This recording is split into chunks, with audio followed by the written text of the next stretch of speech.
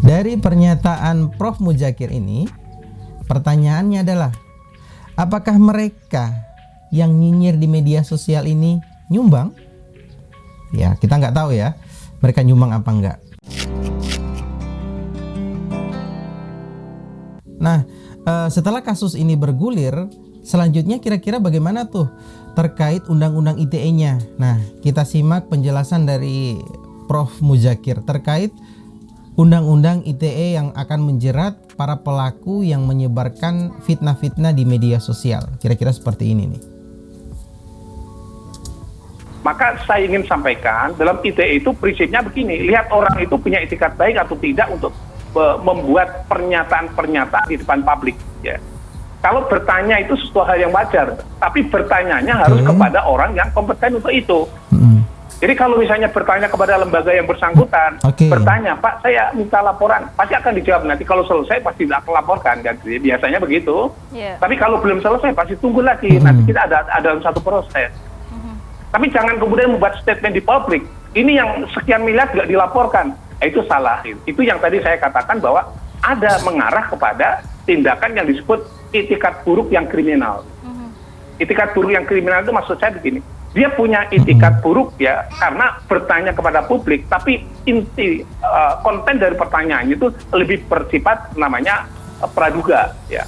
Praduga bersalah atau istilah bahasanya kontennya berisi tuduhan atau fitnah.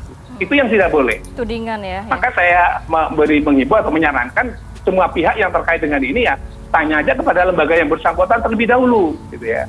Kan nanti terakhir umumnya yang saya baca melalui media Republika segala itu mesti ada pertanggungjawaban hukum. Kalau tidak, tanya aja langsung kepada yang bersangkutan. Sehingga itu tidak membangun image publik yang negatif.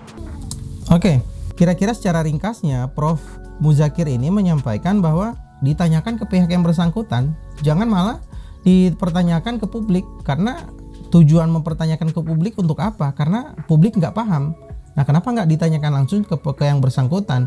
Yang bersangkutan ya siapa? Ya pihak dari Ustadz Adi Hidayat. Nah, kalau misalkan tujuannya seperti ini, tentu ada indikasi lain. Sekarang kita lihat ya, kira-kira kalau misalkan menurut Profesor Muzakir terkait kasus ini, apakah memang setiap yang melakukan penggalangan dana tuh harus memiliki izin? Nah, itu kita simak nih. Yaitu prinsipnya begini, apapun yang menarik dana masyarakat itu harus ada. Kalau dulu izinnya pada Kementerian Sosial, ya harus ada karena itu dana masyarakat, gitu ya. Tapi kalau sumbangan-sumbangan bersifat internal organisasi itu tidak perlu. Ya. Misalnya jamaah masjid ada sumbangan kota amal di masjid nggak perlu. Ini dana masyarakat publik yang semua orang bisa. Itu memang harus ada izin untuk melakukan itu. Di sini ya kita ambil kesimpulan bahwa kalau misalkan mau narik dana ke masyarakat dengan skala yang seperti ini ya untuk penggalangan Palestina tuh harus ada izinnya tuh. Nah, buat teman-teman yang sering ngumpulin dana di lampu merah udah ada izinnya belum? Nah, hati-hati ya. Bisa-bisa nanti kena kasus seperti ini karena si Ustadz Adi Hidayat aja yang sebesar itu sekarang dipermasalahkan tuh. Oke, selanjutnya di sini kita akan simak si Mas Husein ini kan di sini mempertanyakan tentang validitas ya transaksi perbankan terkait donasi Palestina ini. Nah, kira-kira menurut Profesor Muzakir bagaimana nih pertanyaan-pertanyaan ini? Oh, tidak bisa, itu nggak bisa semua orang bisa masuk seperti itu, tidak. Gitu.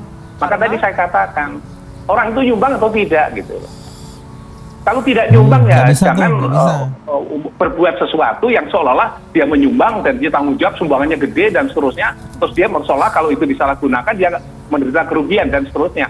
Tidak boleh. Tadi sudah saya terangkan bahwa boleh melakukan itu apabila dia punya jabatan mempunyai fungsi pengawasan. Oleh undang-undang diberi pengawasan. Karena misalnya ada sebut saja Kementerian Sosial itu diberi tugas untuk mengawasi. Kementerian Sosial melakukan pengawasan. Sah saja untuk bertanya tentang itu. Tapi yang tentu saja harus berdasarkan pada prinsip menghargai lembaga yang lain. Misalnya dipanggil untuk bisa memberi laporan. Misalnya. Jadi formalitas, jadi jangan ada formalnya itu harus ada. Jangan sampai nuduh-nuduh macam-macam, tolong buka sekarang dan sebagainya. Itu nggak boleh, etikanya juga tidak boleh. Dan kemudian tadi sudah saya katakan, udah nggak nyumbang, ngobrak-ngabrik orang sumbangan itu seolah-olah begitu. Jadi kita kan istilah bahasa dalam hukum pidana itu harus praduga yang baik, praduga baik, ya. Praduga tidak bersalah gitu ya. maka tekniklah adalah baik. Selanjutnya nih ya, di sini yang menurut saya sangat lucu ya, karena Mas Hussein ini kelihatannya kelabakan ya, karena presenternya ini ya ngejar terus nih ke Mas Hussein nih terkait pertanyaan-pertanyaannya, dan di sini kelihatannya si Mas Hussein ini udah mulai kelabakan ya untuk ngejawab pertanyaan itu, dan justru lucunya tuh malah di sini teman-teman. Mari kita simak bareng-bareng ya. Anda kalau memang sebagai donatur, Anda berhak untuk menanya ke Ustadz Adi Hidayat. Tapi tadi dikatakan kalau memang sebagai donatur, berarti juga Anda harus menyerahkan bukti juga kepada Mas Fad untuk mempertanyakan kemana uang ini. Tidak bisa mengatasnamakan rakyat Indonesia, seluruh Indonesia. Iya. Tanggapannya, Mas? Soal tanggapan itu mengenai saya jadi donatur atau enggak, saya sudah jawab masalah itu kan. Saya nggak mau sebutkan apakah saya jadi donatur atau tidak, karena saya nggak mau jadi apa? Dari Ria gitu. Gak apa-apa, nanti kita bisa buka juga dari rekeningnya. Boleh, Dan silakan. kita akan tunjukkan juga. Dari Karena tanggal berapa, jam berapa selain gitu itu ya. maksud. Di sini Mas Fad lebih mengacaukan si Mas Hussein ini ya, lebih dikacaukan dengan pertanyaan-pertanyaan yang lebih menjurus lagi, dan dia udah mulai kelabakannya, teman-teman lihat sendiri nih. Saya Apakah setelah ada ini atau beberapa sebelum ini? juga dari beberapa keluarga yang merasa nyumbang, wah ini jangan-jangan nggak benar nih. Ketika akhirnya kan muncul itu. Nah Boleh kembali juga lagi disebutkan nama keluarganya dari siapa? himbauannya dari Pak Muzakir tadi, dari Prof Muzakir, bahwa memang ini kan masalah dipublish. Kenapa tiba-tiba akhirnya muncul kawan-kawan kita netizen mempertanyakan? Ini masalahnya kan dipublish. Kalau itu nggak dipublish, oke lah, nggak apa-apa, kan kita juga nggak bakalan tahu. Coba teman-teman saksikan bareng-bareng tuh. Pertanyaan presenternya apa? Jawabannya apa? Karena pertanyaannya adalah apakah Mas Hussein ini nyumbang? Dan dia malah ngejawab dengan jawaban yang nggak semestinya, dan kesannya kayak ngelesnya tuh kebablasan gitu ya. Selanjutnya nih dicecar lagi nih pertanyaannya nih sama presenternya. Ditanyakan apa Mas Hussein ini sebelum kasus ini bergulir ya, sebelum fitnah ini bergulir, apakah memang sempat mempertanyakan ke pihak Ustadz Adi Hidayat terkait ini ya, terkait sumbangannya ini sebelum melakukan framing di media sosial? Nah kita lihat jawabannya, ini lucu juga nih. Tapi Mas Hussein sempat mempertanyakan ke Mas Fad atau lembaga Ustadz Adi Hidayat belum? Selain dipublish secara langsung. Sebelum dipublish, sebelum ditanyakan melalui media sosial, sempat nggak? Tadi kan Prof mengatakan tanyakan langsung saja ke lembaga terkait kalau memang Mas Hussein sebagai donatur. Oh, ya kemarin akhirnya kita menanyakan. Belum ada, kita Oke. belum dapat pertanyaan langsung. Kita akhirnya menanyakan Melalui? Di media waktu kita dipertemukan ya. Akhirnya kita mempertanyakan. Sebelumnya enggak, karena ini sudah jadi dipertanyakan di mana? rentetan yang sebelumnya. Dipertanyakan di mana kata Mas Dipertanyakan, Fad? saya tanyakan saya pihak Ustadz Adi validasinya. Hidayat. Enggak, di mana dipertanyakan? Validasi mengenai bank. Forumnya apa? Forumnya apa waktu itu? Di forum kemarin Ya di kan kejuan. itu setelah bertanya di media sosial baru ada forum itu. Nah itu kan yang menjadi pertanyaan kan kawan-kawan Enggak, kita kan nih. tadi kata Prof adalah harusnya bertanya dulu kepada pihaknya, tidak di publik. Ini kan pertanyaannya adalah Mas setelah nanyanya saya, bukan kawan-kawan saya yang nanya. Oke, Ya saya kan? punya satu pertanyaan. Saya jawab, kalau saya yang diminta pendapat, ya saya tanyakan setelah kita ketemu kepada pihak yang bersangkutan. Jadi bertanyanya di layar televisi begitu Di layar maksudnya, televisi saat karena memang dipertemukan. ya sekalian dipublish, karena ini sudah dipublish dari Ustadz Adi Hidayat. Belum wajar dong kita, oh udah sekalian. Saya mau bertanya satu sama hal, saat ini saya hadir juga mempertanyakan juga. Oke, mudah-mudahan Nah, pertanyaan ke langsung bisa pihak- dijawab sama Mas Fad. Iya silahkan. Gimana, Jadi Mas biar Fad? clear and clean. Jadi masyarakat juga nggak timbul fitnah. Kalau memang benar, saya bilang lembaganya apakah sudah resmi untuk penggalangan dana. Terus kemudian lembaga yang nerima. Saya mau apakah tanya juga satu resmi? satu Oke. saja. Mas Hussein ini pertama kan tadi dari Siber Indonesia, pertama mewakili masyarakat Indonesia atau mewakili kita dan teman-teman kita tadi yang tadi disebutkan? Saya mewakili ya masyarakat aja. Ya, jadi supaya saya kita ini kan ormas, supaya saya ya kan? menjawabnya clean and cut Maksudnya tadi. kan Clean and clear nyinggung-nyinggung gitu ya. Cyber Clear tadi. Indonesia. Kita kan ormas ya kan. Jadi mewakili masyarakat ya. Iya, secara tidak Bukan langsung saya mewakili mewakili teman-teman ormas kita tadi. kita. Kita membawa nama ormas kita gitu loh.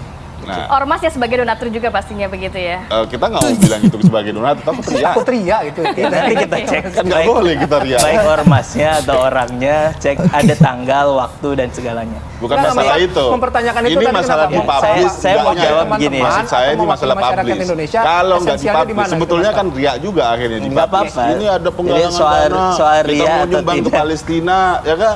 Itu kan riak juga akhirnya yang muncul kan. Nah, kita mencegah itu sebetulnya. Ya nggak apa-apa. Kan gini. Nah, sebetulnya kan- tadi tidak Ya, ada bentar, Mas. kewajiban. Kita kasih kesempatan ya, Mas Pat ya. Mas Fat, Tadi kan silakan.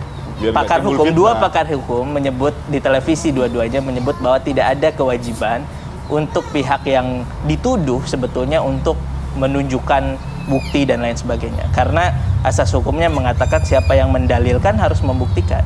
Kan ada tuduhan, maka yang menuduh itu harus membuktikan. Sekarang ada tuduhan bahwa ada jangan-jangan ada penyelewengan, jangan-jangan ada begitu. Nah, dibuktikan saja ada bukti-bukti penyelewengannya. Nah, itu kewajiban kalau di dalam kacamata hukum.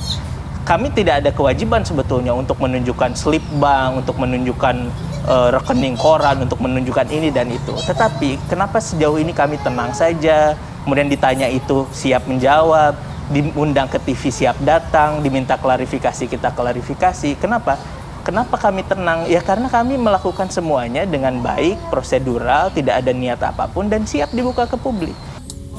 Oke. Jadi sekarang kita bantu untuk memperjelas ya. Dan ini cuma menurut video ini yang saya simak ya. Nah, pertanyaannya adalah si Mas Hussein ini datang ke acara ini secara pribadi personal dianya atau mewakili dari penggiat media sosial ini tadi. Nah, di sini kan kita bisa lihat tentu dia datang untuk mewakili mereka. Dan harusnya dia juga ngejawab dengan jawaban sebagai orang yang mewakili.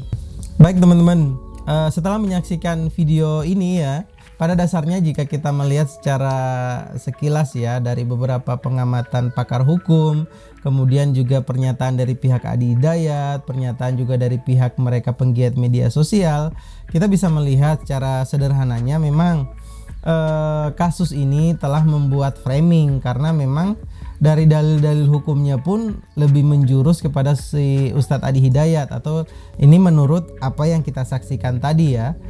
Namun kembali lagi ya teman-teman, karena di negara kita ini kan negara hukum dan ya hukum akan berpihak kepada siapa saja. Jadi meskipun orang itu salah ya, meskipun orang itu salah ataupun si pencuri sekalipun, nah tetap ia memiliki perlindungan hukum minimal untuk hak hidup. Meskipun ia dipenjara, tapi negara kita tetap memfasilitasi atau memberikan hak hidupnya, terkecuali dia telah melakukan pelanggaran yang sangat berat yang harus dihukum mati. Karena pada dasarnya terhadap kasus-kasus yang terjadi atau masalah hukum yang terjadi sebenarnya sih bukan terkait salah ataupun benarnya. Ini lagi-lagi dipertanyakan kekuatan dari pihak yang bersangkutan. Jadi kita lihat apakah dari pihak Ustadz Adi Hidayat mampu membungkam mereka-mereka ini, karena kita nggak bisa menganggap sederhana mereka-mereka ini karena mereka punya backingan yang kuat.